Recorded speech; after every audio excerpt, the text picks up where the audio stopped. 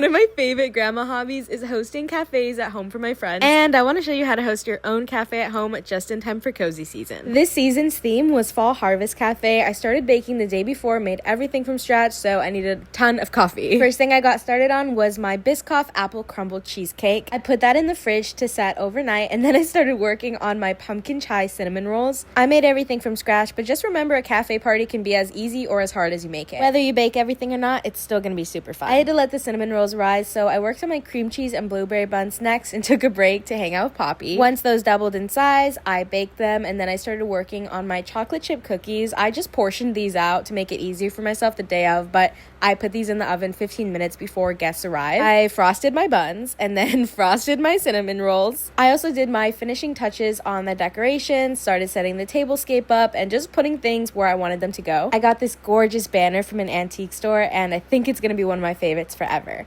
I also printed out these stickers from Canva. I always love using Canva to print out all my stickers and just give my cafes that personalized touch. Later that night, I made Take What You Need tea bag cookies with positive affirmations on them, and then I finished up with our sign, added brown velvet bows everywhere. My fiance made homemade pumpkin spice syrup, and then we tested out some of the recipes. We did homemade pumpkin spice lattes. We did spiced pumpkin matcha with maple cold foam. Yeah, that's what it is. So delicious. About an hour or two before guests came, I had to check on my cheesecake, make sure it was actually a cheesecake.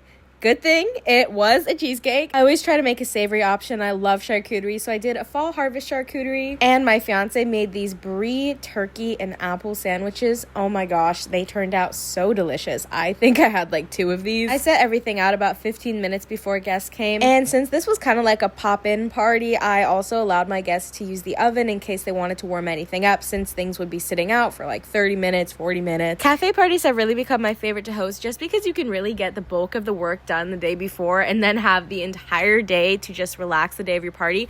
Oh yeah, I also made these little menus for people to fill out on Canva for my barista. But yeah, you can get so much of the work done the day before. It makes things so much easier, so then on the day of the party you can really relax. Our next cafe party theme is going to be birthday cafe. It's going to be a joint birthday celebration for my fiance and I'm going to do everything from scratch. The vibes are going to be super nostalgic. I'm starting to test out recipes this week. I'm so excited. I will see you at the birthday cafe, and I hope that this was helpful for you so you can do your own cafe at home party as well.